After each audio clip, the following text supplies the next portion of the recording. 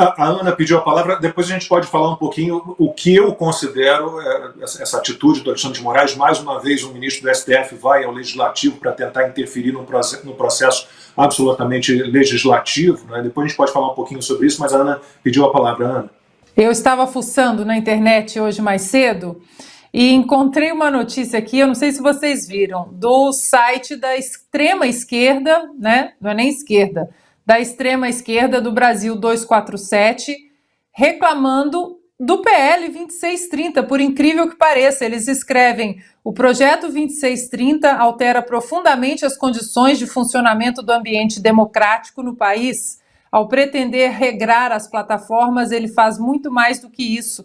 Ele altera as condições de funcionamento da ordem informativa, fundamento do regime democrático. E aí reclamam de uma série de outros pontos desse projeto, que agora eu estou chamando de projeto stalinista, porque o combo stalinista / comunista, ele está todo ali. Essa semana nós tivemos a oportunidade de entrevistar o deputado Luiz Felipe de Orleans e Bragança, no Sem Filtro, e ele fez um comentário muito interessante, e amanhã eu vou divulgar os nomes dos deputados do agro, porque ele disse: olhem só, a bancada do agro tem mais ou menos 300 deputados, ele disse, e até agora essa diferença, onde estão esses 300 deputados que poderiam estar votando contra esse projeto, né?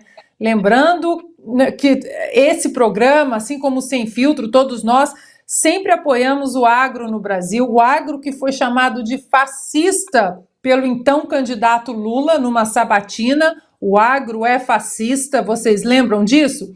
Pois hoje à noite eu vou cruzar exatamente os nomes da bancada do agro com os nomes de quem ainda não se pronunciou, não declarou o voto contra a censura, e amanhã eu vou divulgar esses nomes, porque é inadmissível que alguém do agronegócio, que é amplamente apoiado pela direita no Brasil, por conservadores e por liberais, é inadmissível que alguém do agro esteja em cima do muro contra essa atrocidade à nossa liberdade de expressão. Antes de voltar ao Constantino, Lacombe, diga, Costa, fala. Eu só vou fazer uma pontuação em relação a isso. Eu até joguei no meu Twitter, apesar de estar censurado no Brasil pelo ministro Alexandre de Moraes, que, muito bem lembrado pelo Marcel, ele quer apagar os rastros, né? Ele pede como sugestão que fique legal, ele já vem fazendo, ou seja, confessa o crime. Mas diz assim, Gazeta do Povo: Lula convida a MST para ser o conselhão após invasões e desgaste com o agronegócio. E bem ao lado, Bolsonaro confirma participação na AgriShow e chega a Ribeirão Preto. Aliás, uma chegada daquelas que a gente não via há muito tempo, né? Um político, depois de tudo, ser tão ovacionado e querido e com recepção tão grande no aeroporto. Então, nunca foi tão fácil, né, para quem defende o agronegócio tomar um partido. Então, é importante, sim, o trabalho da Ana, tem que cobrar. Se alguém se diz da bancada agro e está do lado da PL, da censura ou do PT, tem alguma coisa muito errada. Deputado, então, sobre isso que falou o Constantino, o Alexandre de Moraes, de alguma forma, está tentando tornar lei aquilo que ele já vem fazendo, o que deixa claro que o que ele vem fazendo, em grande parte, é ilegal. E o senhor considera normal que um ministro do STF vá ao Legislativo e apresente, em cima da hora da votação de uma urgência, sugestões para uma lei? Isso é normal? O senhor imagina que não há problema algum em relação a isso?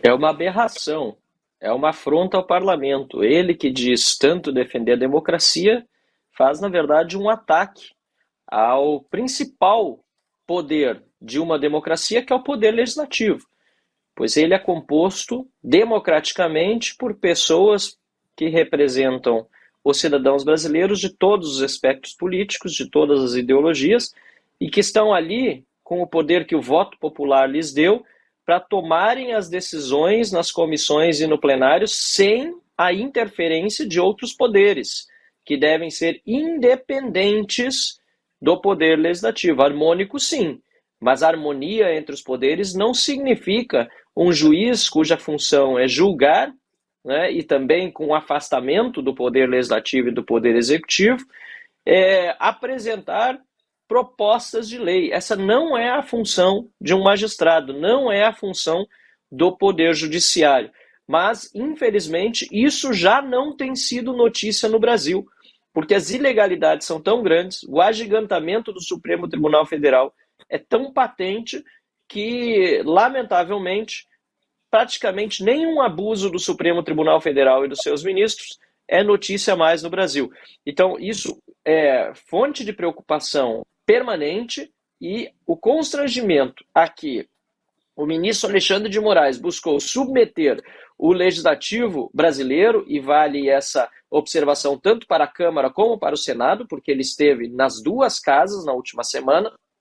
Este constrangimento, ele é algo que nós devemos repudiar, e a Câmara tem de simplesmente ignorar esse tipo de atitude. E por isso mesmo eu disse na tribuna da Câmara dos Deputados que nós devemos nos atentar para o projeto de lei em si, que já é péssimo, para derrotá-lo na integralidade e evitar que o Brasil vire uma China e fique de joelhos diante de outros poderes, como o poder judiciário, que quer nos submeter a uma ditadura da ruptura do Estado de Direito, ou do executivo, que no fim e ao cabo é quem ficará responsável, se esse projeto de lei for aprovado, pelo comitê gestor da internet. Ou seja, o Poder Executivo, com 9 membros nesse comitê gestor, vai definir o que é verdade e o que é mentira sobre o que você posta nas redes sociais. Falo você que está assistindo, né, esse programa, ou qualquer um de nós. Então, isso é gravíssimo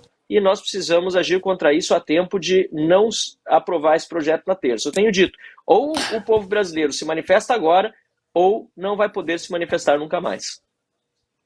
Lacombe. Seria o fim das críticas, né, da opinião contrária, pelo menos ao governo, pelo menos ao judiciário, né? E como disse lá no início, talvez o fim das redes sociais. Ana. Eu queria fazer uma pergunta para o deputado, porque saiu hoje aqui no site Metrópolis que, com risco de derrota, o governo pode adiar a votação do PL. É possível isso, deputado? E como seria essa manobra, né? Porque agora parece que estão com medo da derrota, do PL ser derrotado. Como funcionaria isso, já que ele entrou em caráter de urgência? Ana, ele pode ser retirado de pauta, sim, a qualquer momento. Na verdade, a Câmara dos Deputados ela é inteiramente sujeita à vontade do seu presidente. É muito diferente de algumas assembleias legislativas no Brasil, ou mesmo câmaras de vereadores. O poder do presidente na Câmara dos Deputados é imenso, é quase total. Então, se o presidente da Câmara dos Deputados, Arthur Lira, decidir retirá-lo de pauta, ele não será pautado na terça-feira. E sim, a chance será grande disso acontecer se, de fato, ele perceber que não tem os votos para aprovar o projeto de lei. Até porque, complementando o que dizem as matérias que estão circulando a esse respeito, não é só o governo que tem interesse na matéria. O próprio presidente da Câmara, Arthur Lira, já vem tentando aprová-la há mais ou menos 3 anos, desde que começou a tramitar na Câmara dos Deputados. Ele tem também patrocinado esse tema, ele é favorável à aprovação deste projeto, e por isso mesmo é tão difícil derrotá-lo, porque não é apenas o governo que tem lá seus 100 e tantos votos na Câmara dos Deputados que está favorável ao projeto. Vários deputados do Centrão, influenciados pelo presidente da Câmara, Arthur Lira, também tendem a ser favoráveis ao projeto, e é por isso que, repito, é tão mais difícil derrubá-lo. Se o presidente da Câmara, Arthur Lira, sentir que pode perder, ele terá 2 opções. Ou se livrar do problema de uma vez, botar o projeto em votação, sabendo que tem grande chance de ser derrotado, mas virando a página, não descarto essa alternativa, ou então insistir no tema, mas esperar para um momento mais propício em que mais parlamentares se disponham a votar a favor da censura do que o que se está observando nos últimos dias. De toda forma, todo cuidado é pouco e não podemos comemorar nenhuma vitória antes da hora, até porque a diferença está muito pequena. O Lacombe falou os números há pouco, do site pldacensura.com, que aliás é um site muito bom, parabéns aos organizadores. Todo cuidado é pouco, a diferença não é grande e muita coisa pode acontecer durante a própria terça-feira. Deputados mudando de lado, não é raro no momento da votação e por isso precisamos manter, manter o alerta ligado.